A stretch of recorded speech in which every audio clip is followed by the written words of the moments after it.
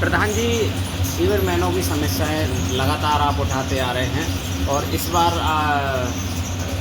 बरसात आने वाली है और भयंकर इस समय गर्मी पड़ रही है, तो क्या मुख्य समस्याएं क्या है? समस्या की ये है कि मैंने ना अभी देखा था मैंने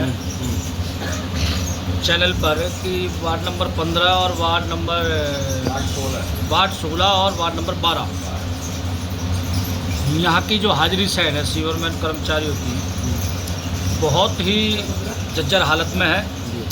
वार्ड नंबर 16 की तो मैं खुद भी कई बार जाता हूँ वहाँ पर, वो तो बिल्कुल कब गिर जाए आंधी के झोंके से कोई भरोसा नहीं है जी। और उसमें हमारा स्टाफ कम से कम 10 आदमी का स्टाफ उसमें डेली रूटीन का वहाँ बैठता है, चाहे वहाँ दरोगा हो या कर्मचारी हो। लंच वगैरह भी कर्मचारी साथी वहीं करते हैं, ड्राइवर भी बैठते हैं वहाँ पर। आंधी आ जाती है या बारिश आ जाती है, जैसे बाहर बारिश होती है ऐसे ही अंदर वो पानी। वार्ड नंबर 12 की बात करें तो वार्ड नंबर 16 में अभी एक पेड़ टूटकर उस पर गिर गया है। अगर कर्मचारी होते तो बहुत बड़ा हादसा हो जाता। हाँ, पेड़ उस पर गिर गया, कर्मचारी को नुकसान हो जाता उसमें यदि उस टाइम पर उपस्थित होते जी। और हमने बार बार लिखत अपने लेटर हेड पर हमने कमिश्नर से बड़ी मुश्किलों से लंबे प्रयास के बाद हमने वो फाइल पास करवाई जी। वो फाइल हमारी थी कोई 22-23 लाख रुपए की फाइल थी वो जी। 2 साइडों की जी। पास करवाई हमने। इतने ही ये पार्षद के चुनाव आ जाते हैं, आचार संहिता लग जाती है और वार्डबंदी दोबारा होगी। एक राघव इंटरप्राइजेस कॉन्ट्रैक्टर है, उसने बनानी तो 3 नंबर ESI वाली हाजिरी थी जहाँ पर हमारे कर्मचारी रहते हैं वार्ड नंबर 16 के, वो बना दी DAV कॉलेज की जी। वो भी हमारे कर्मचारी हैं जिनकी बनाई है जी। मगर टेंडर दूसरा था। टेंडर था 3 नंबर ESI का और उन्होंने नेहरू DAV कॉलेज के सामने बना दी। वार्डबंदी होने की वजह से ये प्रॉब्लम आ रही है जी। अभी हम 4-5 दिन पहले भी जो इनका एक्शन है कर्मचारियों का जो जी। जिनके डिवीज़न में आते हैं उसको बोल के आए हैं। दोबारा इसका टेंडर होगा जब जाके ये दोबारा हाजिरी साइड बनेंगी और विद शौचालय पानी का कनेक्शन ये सुविधा हम कर्मचारी यूनियन मांग कर रही थी और हमारे लगभग पूरे शहर में हमने बनवाई भी जी। तो वैसे सबसे बड़ी समस्याएं क्या है इसके अलावा? समस्या तो बहुत सारी हैं जी। दिन पे दिन कर्मचारी रिटायर हो रहा है जी। नहीं, इनको लेकर जो आपके जहाँ पर सेंटर है और अभी क्या जो कर्मचारी है जो सरकार जो है MCF ऑफिसर हैं, इसको लेकर क्या कह रहे हैं? डामाडोल कहानी है इनकी जी। इनकी डामाडोल कहानी है, चाहे वो जेई तो इतने शरारती है। वो वार्ड नंबर 12 का उसने बड़ी मुश्किल से यूनियन ने वो मतलब कि जो टेंडर पास करवाया जी। मगर टाइम से काम चालू नहीं करवा पाए जी। इतने वो कहीं ना कहीं लापरवाही, बहुत ज़्यादा लापरवाही, जेई हो SDO हो या एक्शन हो जी। और समस्या हमारी जो कि तो खड़ी है, मतलब हमारी 2 हाजिरी साइड है जिन पे पानी वहाँ भर जाता है।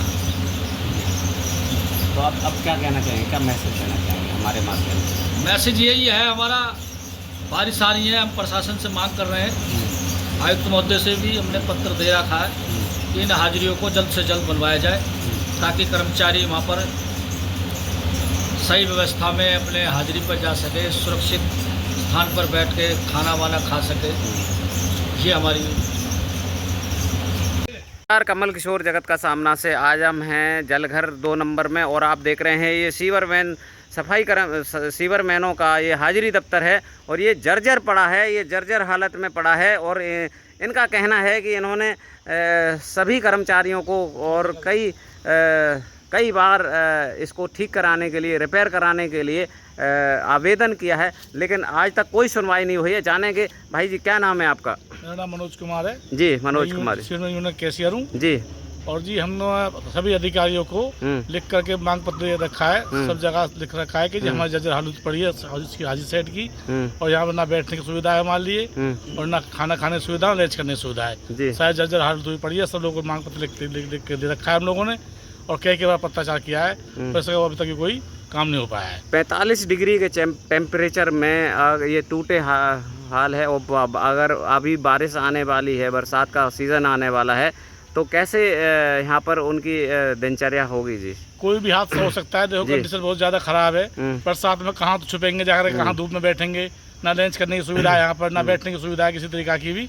हम लोगों ने पत्राचार के हिसाब से कई बार अधिकारियों को, एससी साहब को, चीफ साहब को, एक्शन साहब को, सबको लिख कर दे रखा है, बस इसका अब तक कोई समाधान नहीं हुआ है। ये पेड़ टूटा पड़ा है, ये इसमें कोई दब तो नहीं गया? ये पेड़, ये जो आप देख रहे हैं पेड़ टूट के गिरा है यहाँ पर, ये कोई हादसा तो नहीं हुआ है? ये आंधी की वजह से ही टूटा है। आंधी आई थी, उसकी वजह से टूट गया है। तो शायद चद्दरों से डैमेज होगी इसकी। मतलब कोई किसी के साथ हादसा तो नहीं? हादसा तो कोई नहीं हुआ अभी। अगर दिन में होता तो हो जाता। हाँ, शायद हो सकता था, कर्मचारी होता तो। आंधी की वजह से ही टूटा है पेड़ से। आंधी की वजह से टूटा है। आप देख रहे हैं हादसा हो चुका है। और आप देख रहे हैं ये अगर यहाँ पर कोई कर्मचारी होता तो निश्चित ही उसको गंभीर चोट आती, क्योंकि ये छत टूटी है और ये पेड़ टूटा है। तो ये आप देख रहे हैं किस हालत में है ये जो जर्जर हालत में है ये इनका।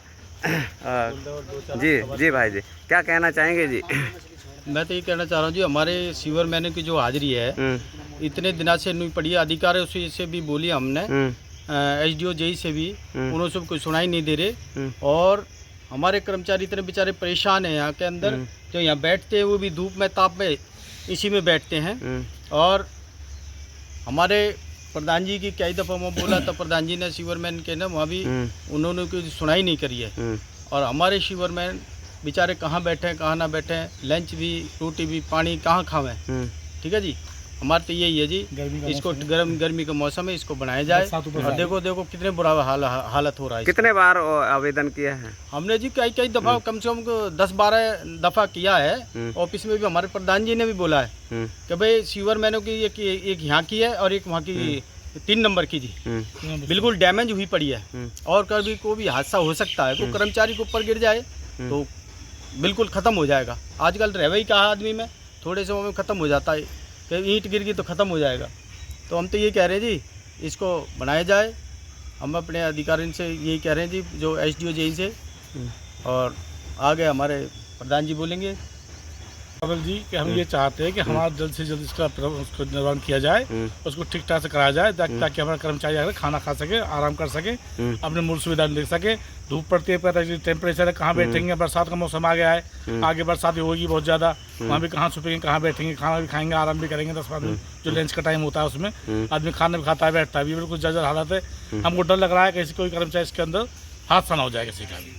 ठीक है, आप देख रहे हैं ईएसआई हॉस्पिटल का ये जो आप देख रहे हैं सफाई कर्मचारियों का बैठने का स्थान है, हाजिरी केंद्र है, जहाँ पर आप देख रहे हैं कि यहाँ पर ये टूटा पड़ा है, ऊपर से पेड़ खड़ा हुआ है। आंधी तूफान आ जाए तो ये दबकर इन्हीं की यहाँ समाधि बन सकती है।